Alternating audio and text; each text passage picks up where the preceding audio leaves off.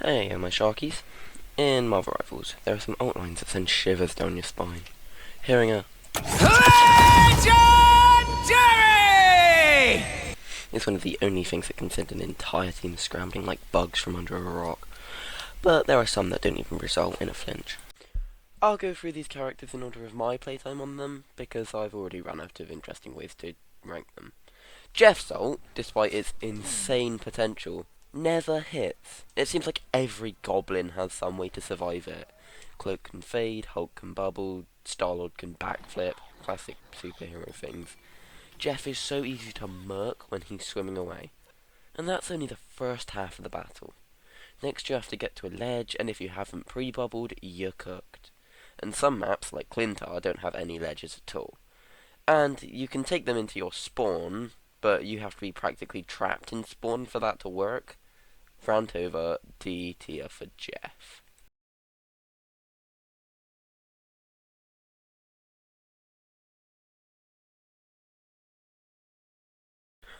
Star-Lord's ult, as previously mentioned, can send an entire team sprawling, worried about who's going to get melted.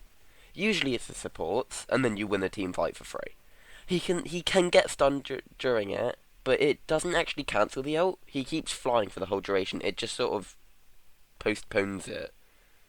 Trying to challenge it is a death sentence, and he'd be nothing without it. Star-Lord's ult is A tier. Spider-Man, and I'm genuinely embarrassed that he's my third most played character, has a pitiful ult. It convinced the backline that nobody's business, but if anybody on the enemy team is paying attention, then you aren't getting this one off.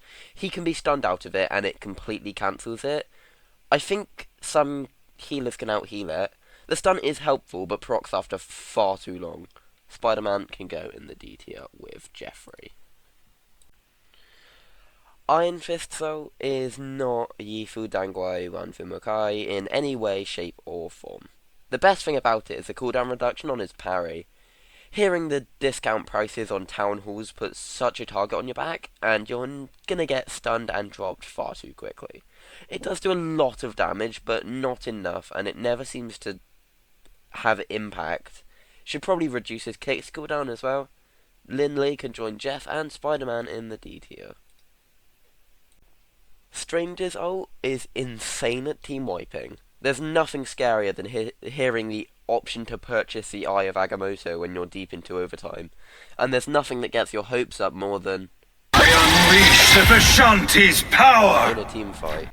He can be stunned out of it, but the way strange players use the cloak to jump scare you has got to be some form of war crime. Getting hit by it is instant death, and it always comes out just a split second before you expect. A tier. And now, what is there to say about Loki's ult? It's S tier because it is every ult. He also gets it really quickly. Nothing more to say. Magneto's ult is one of maybe 4 or 5 ults that can cancel a healer ult. It makes space and it is really flexible. You can use it to stomp a cloak ult, crush a Punisher ult, destroy a Jeff Main's hopes and dreams, or even just style on anyone under 300 health. S tier for the Aura Farmer.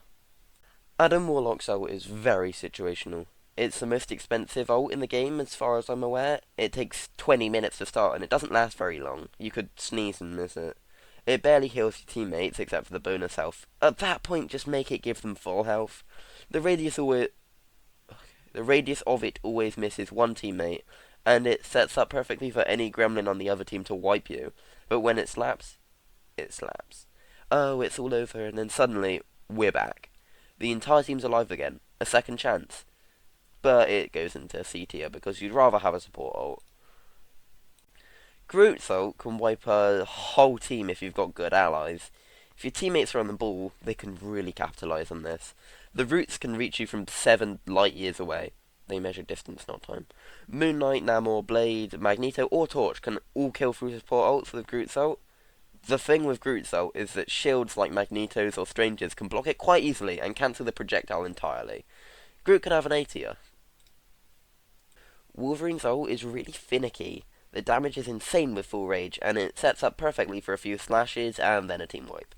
A problem with it is that if you get the first hit, then turn around for the second hit, it doesn't drag the first enemies who you hit.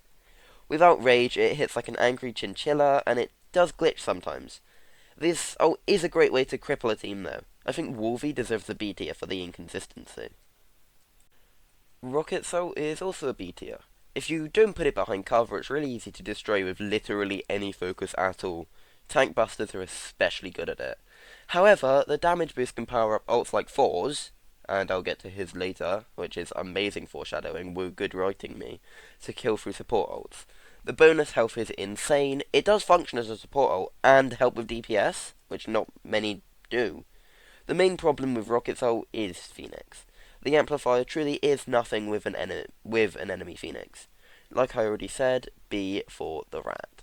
The supernova is better than people think. An effect of it that I don't think a lot of people know is that Johnny takes 30% less damage while he's in supernova mode, and that makes it really, really good in overtime. The tornadoes do a ridiculous amount of damage, which is 110 per second, and that's stacked with multiple. But the duration is only 8 seconds, and Johnny can only have 3 up at once. It can kill through support ults if you know where to place them, which is inconsistent but insanely helpful. The ult tech is really good too, but the 8-second duration and the max of 3 tornadoes does hurt it a lot. B tier sounds right for me, but it could go in C. 4. Yay foreshadowing. This ult is respectfully garbage. 220 damage on the burst can be good when it's paired with other ults, or other burst damage, but he's so slow when he's flying. The 40 damage per second on the bolts can be outhealed by the Iron Fist team up, which is hilarious to me. Like I've said already, this ult can kill through support ults, but they also could just walk out of Thor's area effect. Sucks to suck, F tier. What time is it? It's clobbering time! Oh, okay. This ult is like Stranger's, but worse. It only really lasts long enough for you to get 1 kill, unless they're all lined up like gingerbread men. With allies on the ball, it can team wipe, but it's also a lot more difficult to do than with Groot or Stranger's ult, because the effect lasts a lot less time. Or is it fewer? I'll give Ben the B tier. Black Panther's ult doesn't have anyone trembling. Obviously it's a combo ult, you're not going to pop this before dashing, but it leaves him really, really vulnerable. Panther's main gimmick is being slippery, dashing about and being impossible to hit, but when he takes a pit stop to charge up his cat blast, it's very easy to stun him or shoot him. The risk also isn't quite worth the reward, because it's just 1 free dash per enemy hit, basically. Let's give the kitten a good old D tier. The armed and dangerous is truly terrifying. I've seen clips of good Buckies, or is it Buckeye, ulting their opponents from one spawn to another. It lowers enemy health pools, so it can combo with other ults to kill through support ults. The bonus health, and he can't be stunned while he's jumping, I've had, again, haunt my nightmares, and they always go for Jeff. S tier. Venom's ult has never scared anyone ever. I know that the one-shot combo exists, but also it can be outhealed. Like Thor's, his ult can kill through support ults if it's double damage boosted. But when is that ever going to happen? Let's be real. And as can a lot of other ults. Having enemy health is nice, and the bonus health is really helpful for Venom specifically. It does fit with Venom's kit, but D tier. Sorry Venom mains, I know I offended you with the Kill Splash video. If it makes you feel better, Venom has the best Lord icon in the game. I'm going to rank Bruce's, Hulk's, and Monster Hulk's separately. Bruce gets a whole new moveset, an insane damage boost, 450 more health, he gets it insanely quickly, it lasts forever, and he wouldn't function without it. S tier, I guess, but this one's difficult to rank properly. Hulk's ult is like Bruce's, but even better. The insane damage boost, the combo potential, the cooldown resets, it's like a mini boss fight. He loses the shield, which makes him a big, fat target with a kick me sign on his back. Without full enemy focus, though, he could absolutely cause chaos in the backlines. Let's give Hulk a B tier. You can heal through Monster Hulk's ult. His teammates can't damage his target, but his enemies can damage him. What the hell? Rigged. This ult basically just takes you and an enemy out of the fight for a couple of seconds. Monster Hulk can very easily kill with this if it's not healed through. It's nice that he has it, but I've gotta give this thing F tier. Moon Knight's ult lives in my head, like Concho. Hate how he's still in there. This thing is insane. It can easily kill through support ults, can very easily squish anyone, even a tank. Moon Knight players putting this on an Adam, Groot or Magneto and then chucking the yank down when they're nearly out of it know what they're doing. I can't wait to have to explain to a therapist about why Mark Spector's given me trauma at A tier. No. The Freedom Charge is like a drop-shipped support ult. You can kill through it, but if the camp knows how, they can really keep their team alive with this. This really is a support ult though, because the damage boost is pretty pitiful. The good old American gets B tier. The B stands for America. Namor's ult can also squish supports and DPS. Putting this on top of someone is basically signing their death warrant. Good luck surviving Giganto. It disables movement, it hurts a lot, it really changes the tide. Like water. Get it? A tier, but it could also go into B tier. I just think that murdering someone from so far away helps a load in the game. Maximum Pulse, once again, can evaporate supports from the face of the universe. The second you hear that co-op time, no, it wouldn't be co-op time, it would be Us Against the World. Second you hear that Us Against the World, ready to put on a show, disappear, you let that shit fire. And if there's a strange in the way, well, there's a strange in the way. This really can change the course of a game, but it leaves it vulnerable, it's slow, and it's blockable. It's C tier. Mr. Funky-tastic's ult is not funky, fantastic, or anything in between. The slow does help, the damage is there, but it's really only used for stalling. He's not hard to track during the ult, he's not that tanky. D tier. It's not F because it can be helpful occasionally. Psylocke's ult is really only used for jumping supports and quickly taking them out of the fight. It's very easily counterable though. She can and does die very quickly at the startup. The amount of Psylocks that have C11 seconds before someone portals in is a number that I can't count to. But then again, I'd never passed 1,